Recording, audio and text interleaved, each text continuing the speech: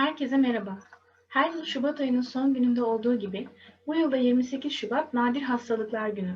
Öncelikle bu zorlu pandemi günlerinde dünyanın dört bir yanında mücadele eden sağlık emekçilerine ve yine dünyanın dört bir yanında nadir hastalıklarla mücadele eden savaşçı hastaları saygıyla selamlıyorum. Ben Melis Gökçen Karataş, 26 yaşındayım.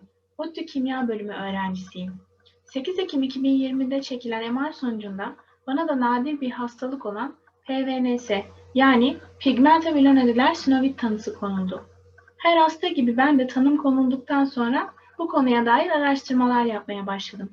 Ve şunu fark ettim ki bu konuya dair yazılan ve sonraki tedavi süreçlerine dair yazılan makalelerin neredeyse çoğu İngilizce. Yine araştırırken şunu gördüm ki, dünyada bulunan tüm PVNS hastalarının birbirleriyle iletişime geçmesi, yardımlaşması, tedavi süreçlerine dair yaşadıkları tecrübeleri birbirlerine aktarabilmeleri adına çeşitli Facebook grupları kurulmuştu. Ben de bu gruplara üye oldum ve buradaki paylaşımlar çok hoşuma gitti. Sonrasında Türkiye'de böyle bir eksikliğin olduğunu fark ettim ve Türkiye'deki PVNS hastalarına ulaşabilmek adına ben de PVNS Türkiye adlı bir Facebook grubu kurdum. Bugün bu videoyu çekmemin amacı hem bu PVNS hastalarına ulaşabilmek, hem bu hastalığa dair herhangi bir bilgisi olmayan insanlara nacizane ufacık da olsa okumuş olduğum bilimsel makalelerden alıntılar alarak, onlardan yararlanarak ufak bir bilgilendirme yapmak, herhangi bir çıkar gözetmeksizin ya da herhangi bir izlenme sayısına ulaşma kaygısı taşımaksızın bir PVNS hastasına bile ulaşabilirsem benim için büyük mutluluk olacak açıkçası. Bu düşünceyle bu videoyu çekmeye karar verdim ve bunu da 28 Şubat Nadir Hastalıklar Günü'nde paylaşmamın daha anlamlı olabileceğini düşündüm. Şimdi sizlere hazırladığım sunumdan bir sayfa paylaşımı yapacağım. Paylaşabiliyor muyum? Şuradan başlatıyorum. Slide gösterisi. Evet, başlatabildim. Bir hasta gözünden PVNS sunumumun ismi. Açabildim sunumumu. Şu kendimi de evet ekranımı da genişletebildim. Öncelikle şunu belirtmeliyim ki ben bir sağlık emekçisi ya da doktor değilim. Sadece bir hastayım ve ama yine doktorların yazmış olduğu bilimsel makalelerden almış olduğum bilgilerle bir hastanın bir hastaya ne kadar aktarabilirse, işte bu hastalığı ne kadar anlatabilirse bunu deneyeceğim, bunu anlatmaya çabalayacağım. Sürçülisan edersem de affola. Bu sebeple de 4 ana başlıkta birleştirdim sunumumu. PVNS nedir? Ne sebep olur? Semptomlar nelerdir? Nasıl teşhis edilir? Tedavi yolları nedir? Pigmentovilonodüler sinovit, eklemleri ve tendonları çevreleyen ince doku tabakası olan sinoviumun kalınlaşmasına ve aşırı büyümesine neden olan bir durumdur.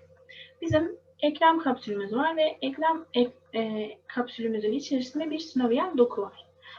Biz hareket ederken kemiklerimiz, kıkırdaklarımız birbirine sürtünmesin diye bu sinoviyal doku sinoviyal sıvı üretiyor. Ancak siz bir PVNS hastasıysanız bu sinoviyal dokunuz öyle kalınlaşıyor ki böyle parmaksı viloz çıkıntılar, tümöral yapılar oluşturuyor ve çok fazla eklem sıvısı üretmeye başlıyor. Bunun iyi yönü nedir? Bu bir kanser değildir. Yani vücudunuzun diğer bölgelerine metastaz yapması mümkün değildir. Çok çok nadir vakalar var. Bu iyi huylu tümörün kötü huylu tümöre dönüştü. Çok nadir vakalar var. Ve bu iyi bir yön kanser olmaması ama kötü yönü de bu hastalığın agresif yapıda olması ve sürekli tekrar edebilen bir yapıda olması bulunduğu bölgede. Eklemlerde, tendon kılıflarında ve bursalarda sinoviyal proliferasyon ve hemosiderin birikimiyle karakterizedir. Bu ne demek? Sinoviyal proliferasyon. Sinoviyal hücrelerin devamlı olarak çoğalması, yani artması, işte bu yapının kalınlaşması ve hemosiderin birikimi. Bu ne demek? Burada ferritin birikimi, demir birikimi olması. Örneğin MR'da bu yapıların siyah görünmesine sebep oluyor. Burada bir kan, demir birikimi olduğu için. Birazdan kendi atroskopimden minik bir 6 saniyelik bir görüntü vereceğim. Orada parmak siviloz çıkıntıları kendiniz de göreceksiniz. PVNS eklemde hasara, dejenerasyona, çevredeki kıkırdak ve kemiğe zarar verecek şekilde ilerleyebilir. PVNS tedavi edilmezse etkilenen eklemde önemli fonksiyonel bozukluklara sebep olabilir. PVNS ilerleyen aşamalarda zaten kireçlenmeye sebep oluyor. En büyük sıkıntılardan biri bu. Ve doğal olarak bu kıkırdak hasarına ve yürüme güçlüğüne, fonksiyonel bozukluklara sebep oluyor. Bir an önce onun için hastalığın teşhisi ve tedavi edilmesi mühim. Diz en çok görüldüğü bölge ama vücudunuzun diğer eklemlerinde de işte kalça, ayak bileği, omuz, dirsekte de görülebiliyor. Tahmini insidansı milyonda 1.8 olan bir durumdur. Ben en güncel tarihli Mart 2019'da yazılmış bir makalede bunu okudum. Yani milyonda 1.8 görülen bir durum bu hastalık. Genelde 30-50 yaş aralığında teşhis konuluyor. Kadın ve erkekte görünme oranları arasında bir fark yok. Genetik ya da travma kaynaklı herhangi bir sebep bilinmemektedir. Yani bu hastalığın henüz bir sebebi bilinmiyor. Bir sebebi olup olmadığı. Ve buraya yazmamışım ancak 2013 yılında Dünya Sağlık Örgütü tenosynovial dev hücreli tümörle aynı tanıma koyuyor pigmentobilonodüler sinoviti ama başka makalelerde gördüğümüzde başta hücresel yapı bakımından farklılıklar gösterdiği ve bunun nüks olasılığında farklılıklar gösterdiğine dair yazılar da var.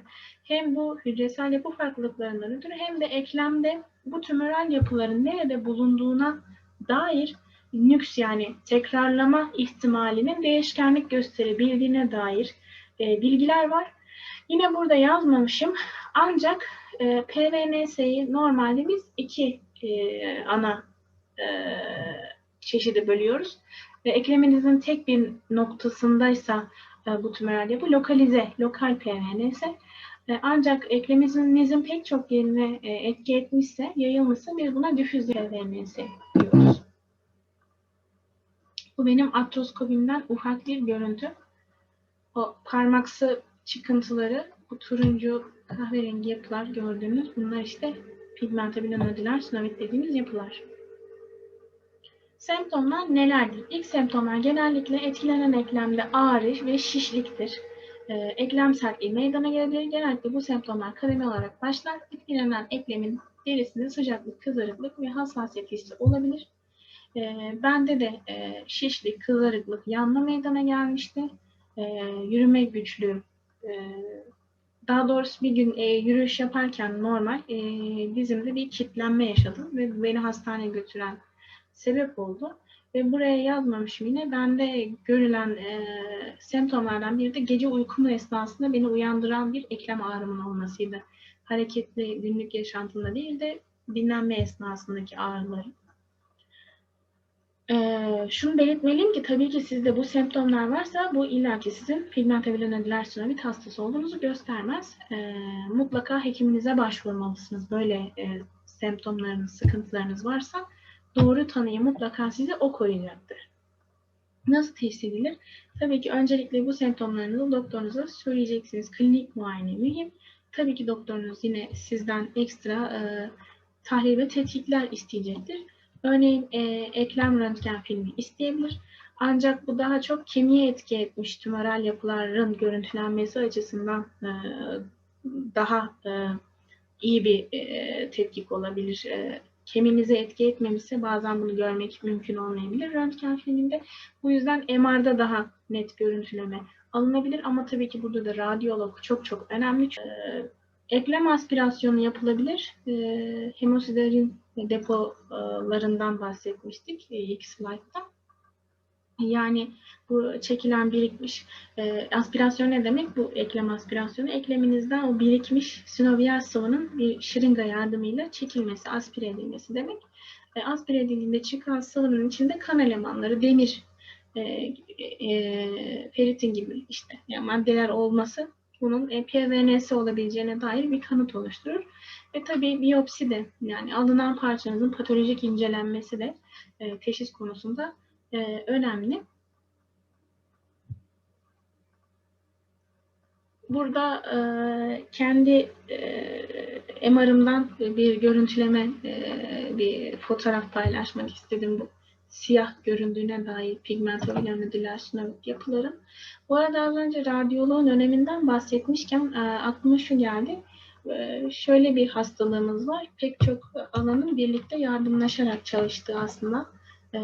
Pek çok hastalıkta da olduğu gibi bir radyoloğun, ortopedistin, gerektiğinde onkoloğun, hatta bir sonraki aşamada radyoterapi ve benzeri bir tedavi görecekseniz bir nükleer tıpçının, hatta bir patoloji doktorunun hepsinin bir şekilde yardımlaşma halinde. Hatta ileriki aşamada fizyoterapistin, FTR doktorunun, yani hepsinin içine dahil olduğu bir hastalığımız var.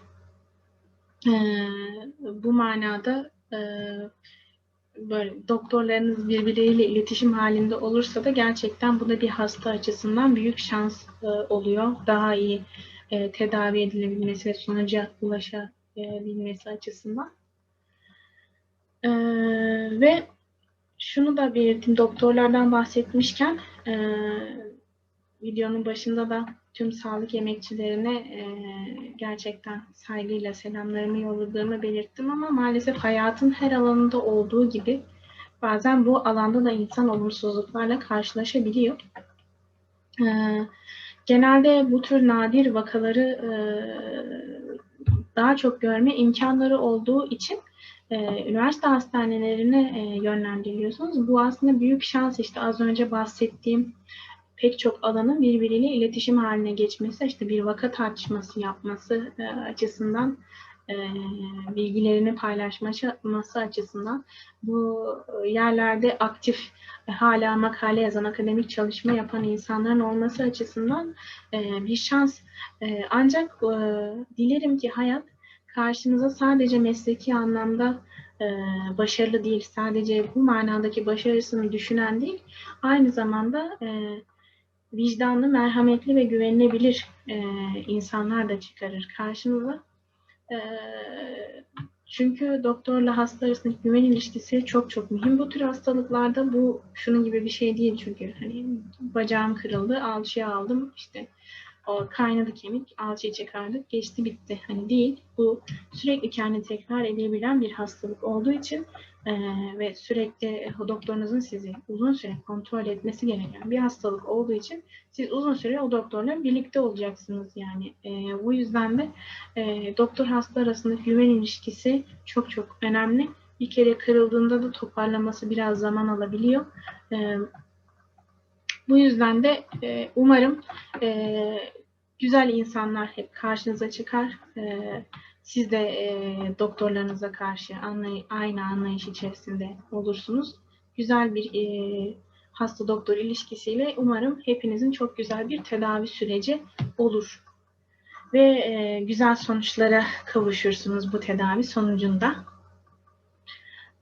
MR görüntülememden sonra bir de yine teşhisle alakalı slaytımın devamında bu en üstte solda görmüş olduğunuz benim bacağımdan alınan parçanın mum blok içerisinde saklanmış hali. Bundan çok ince kesitler alınıyor, lam üzerine konuyor, preparatlar hazırlanıyor, boyama gerekli işlemleri yapılıyor ve mikroskopik görüntüleme yapılıyor. Bu bir patolojik görüntüleme. Bu parmaksı yapıları sağ üstte paylaşmış olduğum görüntülemede keside de görebiliyorsunuz. Ve mor yapıların arasındaki kahverengi yapıları görüyorsunuz. Bu işte demir depoları. X-Light'ta da bahsettiğimiz bu kahverengi yapılar tipik bir PVNS patoloji görüntüsü. Tedavi yolları nelerdir? Burada da kesinlikle bir yorum ya da yönlendirme yapmak istemiyorum. Ancak okuduğum makalelerden yine yola çıkarak bu alıntılama yaptım. Size başta da bahsetmiştim. 2 çeşit var. Lokal ve difüz PVNS. Genelde lokal PVNS'de atroskopik cerrahi tercih ediliyor. Bir kere de hepsi daha kolay alınabileceği için ve atroskopide normal hayata dönüş süreci daha hızlı olacağı için ve bu yani atroskopik cerrahi bu sebeple de tercih ediliyor. Ancak difüz yapıda bir PVNS'niz varsa genelde makalelerde açık cerrahinin sinovial dokunun tamamının çıkarılmasının açık cerrahiyle mümkün olacağı için daha mantıklı olabileceği yazıyor. Ki şey de tercih edilebiliyor. Kombine açık artı atroskopik cerrahi. Örneğin yani diz ekleminden yine örnek verirsek ön tarafınızdaki tümörel parçalar daha az artroskopiyle toparlanabilecek seviyedeyse orası artroskopiyle temizlenip arka tarafınızdaki tümörleriniz atıyorum daha geniş bir yer kaplıyorsa açık ameliyatla temizlenebilir. Ya da önlü arkalı aynı anda açık ameliyat yani büyük kesilerle açık ameliyat da yapılabiliyor. Böyle vakalarda var. Tüm bu bazen cerrahi sinevektomi ile tamamen parçaların çıkarılması mümkün olmuyor. Hem kalan parçalar rezidüleri yok edebilmek hem de nükse yani tekrarlamasını engelleyebilmek için bazen radyoterapi tedavisi önerilebiliyor doktorlar tarafından. Geleneksel radyoterapi ya da radyosinevektomi denilen ya da radyosineviye ortez denilen eklem içine itrium 90 gibi, renyum 186 gibi radyoaktif izotop maddelerin zerk edilmesine dayanan bir tedavi yöntemi ve size tavsiye edilebiliyor doktorlarınız tarafından. Ben de aslında bu videoda kendimden bahsetmeyecektim. Bir sonraki videomda bahsedecektim. Ancak şöyle sadece şu kadarını söyleyeyim. Artroskopi oldum ve üzerine de radyosineviye ortez tedavisi gördüm. Buna dair tecrübelerimi de size bir sonraki videoda aktaracağım. 12 Şubat'ta oldum çünkü daha radyosineviye ortezi çok yeni. Daha henüz sonucu ne olacak bilemiyorum. Umarım güzel sonuçlar alırız. Bunları da mutlaka bir faydası olması adına sizlerle paylaşacağım. Tüm bu tedavi yöntemlerine rağmen yine nüksedebiliyor. Hastalık o zaman total eklem protezi ameliyatı yapılıyor. Bu da birazcık ağrılı, zorlayıcı ve sıkıntılı bir süreç. Hatta ben yurt dışında buraya yazmamıştım ama yurt dışında konuştuğum bazı vakalarda kemoterapi tedavisinin görüldüğünü de okudum. Total eklem protezine rağmen de maalesef bazen nüksedebiliyor hastalık. Ama umarım kimse o aşamaya gelmez bu hastalıkta. Dilerim ki kimse bu aşamaya gelmez.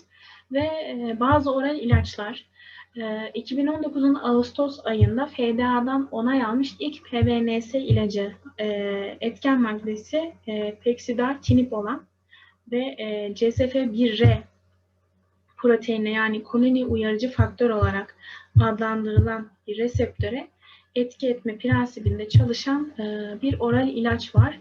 Ancak çok az hastada henüz denenmiş. Bazı hastalarda etkili olduğu düşünülüyor. Ancak burada yazan tüm tedavi yollarının kendince bir yan etkisi ve hastada gelişebilecek komplikasyonları var. Bu oral ilaçların da var yan etkileri. Faz 3 aşamasında şu an çalışılan pek çok ilaç denemesi var. Bakalım sonuçlar neleri gösterecek? İlerleyen aşamada biz de bu oral ilaçlardan kullanabilecek miyiz? Az önce de dedim yani her hastada aynı etkiyi göstermez her tedavi. Onun için buna en iyi kararı doktorunuz ve siz birlikte vereceksiniz. Doktorunuz sizin için en doğru kararı verecektir. Size en doğru bulduğu öneriyi mutlaka sunacaktır. Ancak bu konuda da tekrar önermiş miydim videonun başında hatırlayamıyorum ama birkaç doktordan birden fikir alırsanız nacizane bunu önerebilirim. Gerçekten önemli çünkü doktorların farklı yaklaşımları olabiliyor. Bu da sizin kendiniz için en doğru kararı verebilmeniz için bir fırsat yaratıyor bence. Birkaç kişiden birden görüş almanız iyi olacaktır diye düşünüyorum. Bakalım bu oral ilaçların sonucunda neler göreceğiz. Sonrasında fizik tedavi çok çok mühim. Burayı özellikle yıldızlamak istiyorum. Benim şöyle bir şansım oldu. Artroskopinin ertesi günde hastanede bana fizik tedaviye başlandı. Yani artroskopi sonrası yapabilecek hareketleri ben orada fizyoterapistle yapmaya başladım. Dikişlerim alınıncaya kadar da evde devam ettim. Dikişlerim alındıktan sonra normal fizik tedaviye başladım. Cerrahi sonrası.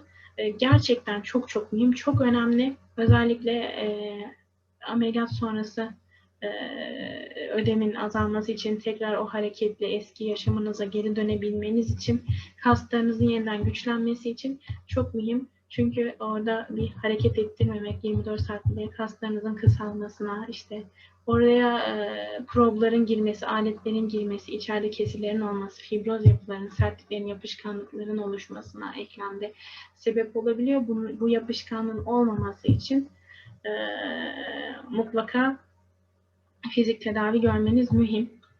İşte bu arada bahsetmedim burada ama yani siz bu cerrahi yöntemleri araştırdığınızda bunların kendi içindeki yan etkilerini de göreceksinizdir. Atıyorum işte artroskopinin derin ven trombozu yaratabilme etkisi gibi. Yani hani hareketsizlikten kaynaklı ama şunu da unutmayın, hani mutlaka bunun bir çözümü de vardır. Hani onun olmaması için bir antikoagülan, yani pıhtı önleyici ya da kan sulandırıcı bir ilaçla desteklenebilirsiniz. Ya da mesela ben genç olduğum için bana bunu vermediler ama ben emboli çorabı giydim ve devamlı olarak harekete başladım ertesi gün. Bu yüzden benim ihtiyacım olmadı. Buna doktorunuz sizin için en doğru kararı verecektir. Yani endişelendirmesin size bu tür yan etkiler, komplikasyonlar. Umarım her şey çok çok güzel geçer hepiniz için. Pozitif düşünmek çok önemli. En önemli etkenler tedavi yollarının sonuncusunu da ben ekleyeyim. Pozitif düşünmek gerçekten çok çok mühim. Evrene olumlu mesajlar yollayın. Gerçekten size de olumlu şeyler gelsin. Benim sunumum bu kadar. Aldığım referansları da burada paylaşıyorum. Beni de buraya kadar dinlediyseniz tekrar çok teşekkür ederim. Sunumumu evrensel şairimiz Nazım Hikmet'in dizeleriyle bitirmek istiyorum. Tekrar dünyanın dört bir yanında nadir hastalıklarla savaşan hastaları ve sağlık emekçilerini saygıyla selamlıyorum. Çok teşekkür ederim. Hoşça kalın.